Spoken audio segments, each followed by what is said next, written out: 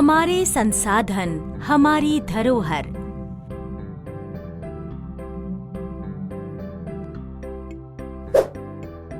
नमस्कार दोस्तों, पहचाना मुझे?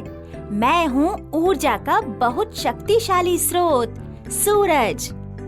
तुम्हें पता है ऊर्जा क्या होती है? नहीं पता?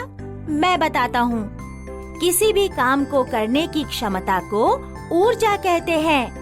इसका इस्तेमाल आप सब अलग अलग काम को करने के लिए किसी न किसी रूप में रोज करते हैं, जैसे कि खाना बनाने के लिए, घर में उजाला करने के लिए, यातायात के साधनों के लिए और खेती बाड़ी के लिए। पता है इन सब आवश्यक गतिविधियों के लिए ऊर्जा कहाँ से आती है? ऊर्जा हमें प्राकृतिक तथा अप्राकृतिक संसाधनों से मिलती है। प्राकृतिक संसाधन दो तरह के होते हैं, नवीकरणीय यानी रिन्यूएबल रिसोर्सेज और अनवीकरणीय यानी नॉन रिन्यूएबल रिसोर्सेज। नवीकरणीय संसाधन वे होते हैं जो कभी समाप्त नहीं होंगे, जैसे हवा और मेरा प्रकाश। मैं हमेशा चमकता रहूंगा और आप सबको ऊर्जा दूंगा। अनवीकरणीय संसाधन वे होते हैं जो सीमित मात्रा में उपलब्ध हैं और उन्हें बनने में करोड़ों साल लग जाते हैं, जैसे कोयला, पेट्रोल, मिट्टी का तेल आदि।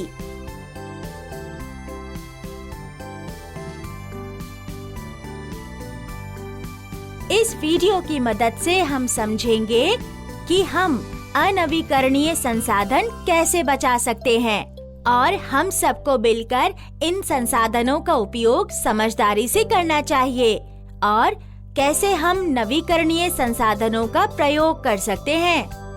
तो चलिए दोस्तों, चलते हैं एक ऐसे ही घर में जहां मैं इस विषय पर और प्रकाश डालूंगा। मथुरा के एक गांव के एक घर में कुछ बच्चे आंगन में खेल रहे हैं। उनमें से एक बच्चा रामू है, जिसका वह घर है।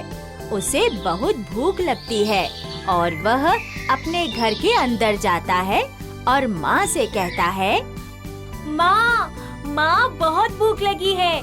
मैं खेलते खेलते थक गया हूँ। कुछ खाने को दे दो ना जल्दी से। रानी और रवि भी भूखे हैं, उनके लिए भी कुछ खाने को दे दो। हाँ रामू बेटा, अभी देती हूँ। क्या हुआ माँ? आप इतना खांस क्यों रही हैं? ठहरो, मैं आपके लिए पानी लाता हूँ। अरे कुछ नहीं रामू, बस खाना बनाते समय यह लकड़ी बहुत धुआं छोड़ती है, इसीलिए मुझे इतनी खांसी होती है। अरे माँ, ये तो आपकी सेहत के लिए कितना हानिकारक है। कोई बात नहीं, चलो तुम जाओ, मैं कुछ खाने को लाती हूँ। रामू बाहर जाता है अपने दोस्तों के पास। उसके दादाजी भी वहीं पेड़ के नीचे बैठ के अखबार पढ़ रहे थे। क्या हुआ रामू, क्या सोच रहे हो? माँ को बहुत खांसी हो रही थी। वो लकड़ी जलाकर चूल्हे पे खाना बनाती है ना, तो उनको रोज खांसी होती है। मेरी माँ तो मिट्टी के तेल के स्टोव पर खाना बनाती है, उनको तो खांसी नहीं होती। दादाजी बच्चों की बात सुन रहे हैं। हाँ, माँ भी मिट्टी के तेल के स्टोव का कभी-कभी उपयोग करती है। दादाजी, क्या सभी लकड़ी और मिट्टी के तेल का प्रयोग करते हैं खाना बनाने के लिए? नहीं रामू बेटा, अलग लोग अलग अलग ईंधन का प्रयोग करते हैं। जैसे गांव में गोबर के उपले, लकड़ी, मिट्टी के तेल आदि, और शहर में एलपीजी, बिजली आदि। दादाजी, लकड़ी तो माँ जंगल से लाती है, पर ये मिट्टी का तेल कहाँ से आता है? धरती पर कई संसाधन हैं, कई प्राकृतिक हैं और कई ऐसे जो इंसान ने बनाए हैं। प्राकृतिक संसाधन भी दो तरह के होते हैं, एक जो नवीकरणीय यानी रिन्यूएबल हैं, और दूसरे जो अनवीकरणीय यानी नॉन रिन्यूएबल हैं। अच्छा, मैं तुम्हें उदाहरण देकर समझाता हूं। जैसे सूरज की गर्मी, हवा, यह असीमित संसाधन है जो कभी खत्म नहीं होंगे, और कोयला, मिट्टी का तेल, डीजल, पेट्रोल, यह सीमित संसाधन है जो समाप्त हो सकते हैं। दादाजी, मिट्टी का तेल तो कितना चिपचिपा होता है। मैंने माँ को देखा है लाते हुए, पर वो कहाँ से आता है? बेटा, मिट्टी का तेल, डीजल, यह सब धरती के नीचे, बहुत नीचे से आते हैं। क्या दादाजी, धरती के नीचे से? क्या जैसे कुएं से पानी निकालते हैं वैसे मिट्टी के तेल का कुआं होता है? नहीं नहीं, अच्छा मैं बताता हूँ। बच्चों, धरती के नीचे दबे हुए जीव जंतुओं के अवशेष को जीवाश्म यानी फॉसिल कहते हैं। कच्चा तेल, कोयला आदि इन्हीं से बनते हैं। इन्हें जीवाश्म ईंधन कहते हैं, और इसे बनने में लाखों साल लगते हैं। क्या दादाजी, तेल बनने में लाखों वर्ष लगते हैं? मतलब आप जब बच्चे थे तब जो कच्चा तेल धरती के नीचे बन रहा था वो अभी भी धरती के नीचे है?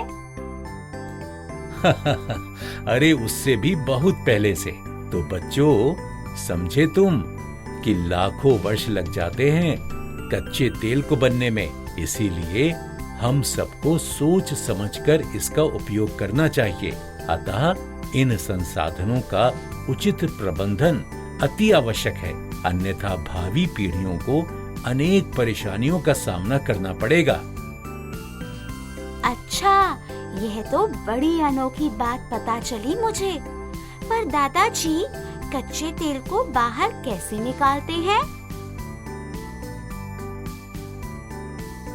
बच्चों, कच्चे तेल को बड़ी मशीनों के द्वारा निकाला जाता है और इसे साफ करने के लिए रिफाइनरी में भेजा जाता है। ये रिफाइनरी क्या होता है दादाजी? अच्छा रुको, समझाता हूँ। जैसे पानी अगर किसी कारणवश अस्वच्छ हो जाता है तो हम उसे उबाल के साफ कर सकते हैं। वैसे ही कच्चे तेल में जो अस्वच्छता होती है उसको साफ करने के लिए रिफाइनरी भेजा जाता है। अच्छा दादाजी, रिफाइनरी में साफ करके हमें इसके विभिन्न रूप मिलते हैं, जैसे पेट्रोल, मिट्टी का तेल, डीजल आदि। अरे हाँ, वो साथ वाले महेश काका रोज मथुरा जाते हैं ना, वो वहाँ ऐसी ही एक रिफाइनरी में काम करते हैं। हाँ, महेश मथुरा की ऑयल रिफाइनरी में काम करता है। अच्छा, तो कच्चा तेल हमारे नगर मथुरा से निकाला जाता है।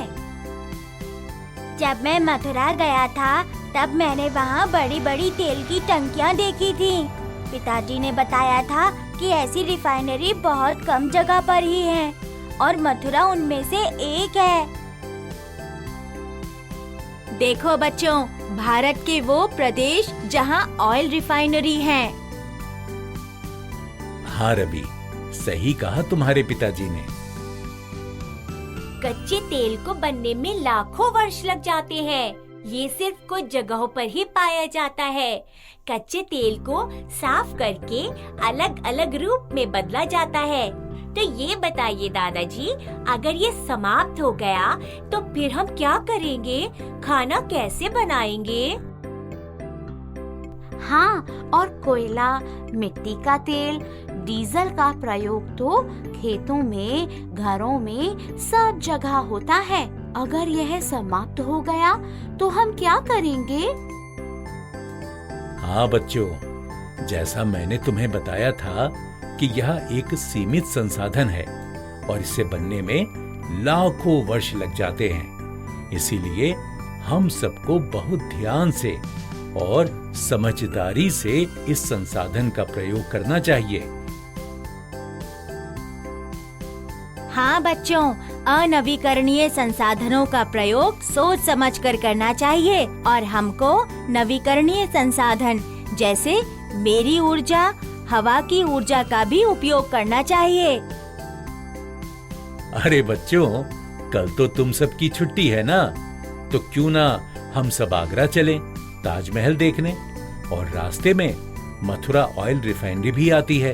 हो सका तो हम वह भी देख लेंगे। तुम सब जाके अपनी माँ और पिताजी से आज्ञा ले लो। अगर वे मान जाते हैं तो कल सुबह सुबह हम सब चलेंगे। सारे बच्चे बहुत खुश होते हैं। दादाजी, आज आपने हमें प्राकृतिक संसाधनों के बारे में कितनी जरूरी जानकारी दी। दादाजी, मैं तो कल का इंतजार नहीं कर सकूंगी। कितना मजा आएगा। कल हम रिफाइनरी देखेंगे और ताजमहल भी। चलो रानी, माँ और पिताजी से पूछ लेते हैं। तो बच्चों, आशा है आपने इस वीडियो से प्राकृतिक संसाधनों के बारे में जानकारी हासिल की होगी। अगर रानी और रवि के माता पिता आज्ञा दे देंगे तो कल हम आगरा और मथुरा चलेंगे और वहाँ हम इन संसाधनों के बारे में और जानकारी एकत्रित करेंगे। तब तक आइए हम सब मिलकर ईंधन बचाएं।